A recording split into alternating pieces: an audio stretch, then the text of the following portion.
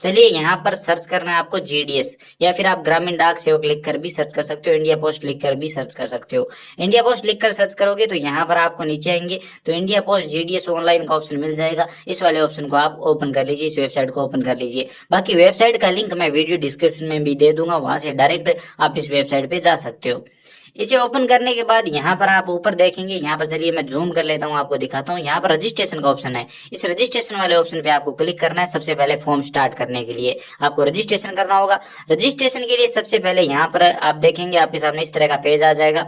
इसमें यहाँ पर सबसे पहले स्टूडेंट के आपको मोबाइल नंबर दर्ज करने होंगे। 1 नंबर पॉइंट में मोबाइल नंबर दर्ज करने हैं यहाँ पर, और मोबाइल नंबर वेरीफाई करने हैं। वैलिडेट मोबाइल नंबर पे क्लिक करना है। आपके नंबर पर एक ओटीपी आएगा, ओटीपी देंगे और वेरीफाई करेंगे। ठीक उसी प्रकार से 2 नंबर पॉइंट में ईमेल आईडी दर्ज करनी है स्टूडेंट की। मेल आईडी भी आपको वेरीफाई करनी होगी, तो मेल आईडी यहाँ पर दर्ज करेंगे। वैलिडेट ईमेल पे क्लिक करेंगे, आपकी मेल आईडी पर ओटीपी आएगा, ओटीपी यहाँ पर दर्ज करके वेरीफाई कर देंगे। उसके बाद 3 नंबर पॉइंट में आवेदक का नाम यानी स्टूडेंट का नाम यहाँ पर ध्यान दीजिए, 10वीं की मार्कशीट के अकॉर्डिंग ये नाम होना चाहिए। यहाँ पर आप देख सकते हैं क्लियरली लिखा हुआ है, तो 10वीं की मार्कशीट में जो नाम है वो लिख दीजिए। पिता का नाम स्टूडेंट का 10वीं की मार्कशीट के अकॉर्डिंग लिख दीजिए यहाँ पर। उसके बाद यहाँ पर आगे आता है 5 नंबर पॉइंट, इसमें आपको डेट ऑफ बर्थ भरनी है, यानी स्टूडेंट की जन्म दिनांक, तो वो आपको 10वीं की मार्कशीट में देखकर भर देनी है सही से, जो भी डेट है। सबसे पहले यहाँ पर ईयर चुनेंगे, कौन से साल में जन्म हुआ है, तो चलिए मैं यहाँ पर सिलेक्ट कर लेता हूँ एक कोई भी उदाहरण के लिए।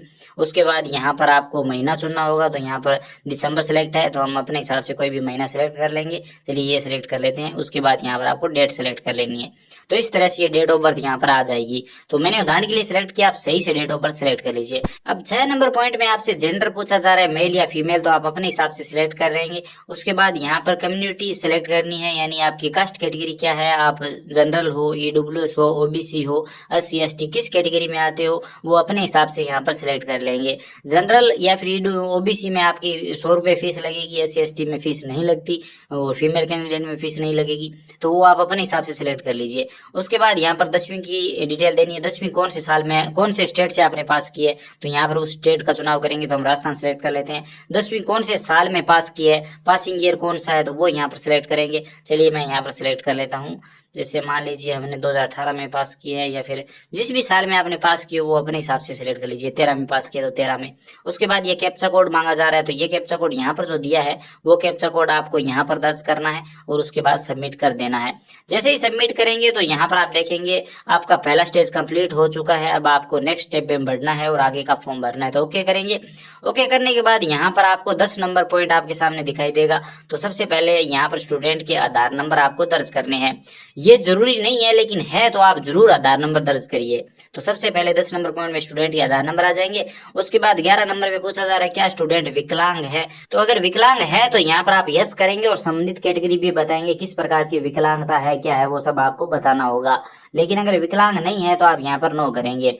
अगर है तो यहाँ पर आपको 11 नंबर पॉइंट का जो आगे वाला A1 पॉइंट है इसमें आपको भरना होगा। उसके बाद यहाँ पर 10th में कौन सी लैंग्वेज थी वो यहाँ पर आपको सिलेक्ट कर लेनी है, तो यहाँ पर हम हिंदी सिलेक्ट कर लेंगे। आप अपने हिसाब से यहाँ पर सिलेक्ट कर लीजिए। उसके बाद ओके करेंगे यहाँ पर लैंग्वेज सिलेक्ट करके।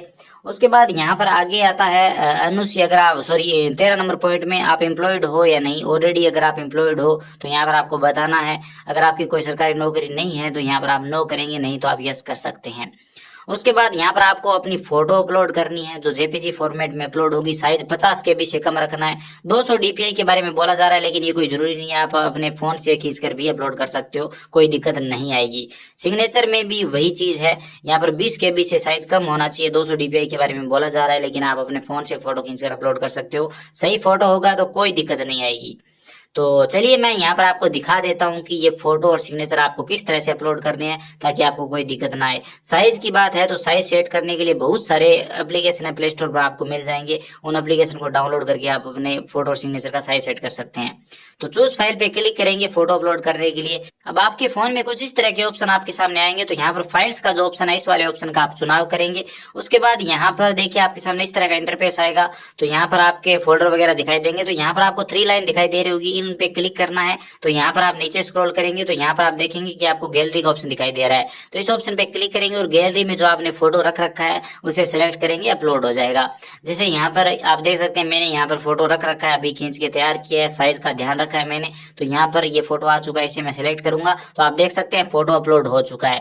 ठीक इसी प्रकार से सिग्नेचर भी अपलोड करेंगे। चलिए मैं यहाँ पर फाइल्स को सिलेक्ट कर लेता हूँ, थ्री लाइन पे क्लिक करते हैं, गैलरी पे क्लिक करते हैं और यहाँ पर सिग्नेचर भी हमारे पास है। तो यहाँ पर ये रहा सिग्नेचर, तो इसे सिलेक्ट करते हैं और सिग्नेचर भी अपलोड हो गए। उसके बाद यहाँ पर आपको डायरेक्ट सबमिट करना है। सबमिट करने के बाद यहाँ पर आपको प्रीव्यू दिखाया जाएगा, तो चेक कर लीजिए। और यहाँ पर एक छोटा सा चेकबॉक्स है, इस पे क्लिक करेंगे और यहाँ पर आप सबमिट कर देंगे। सबमिट पे क्लिक करते ही यहाँ पर आपको आपके रजिस्ट्रेशन नंबर मिल जाएंगे, यानी रजिस्ट्रेशन कंप्लीट हो चुका है।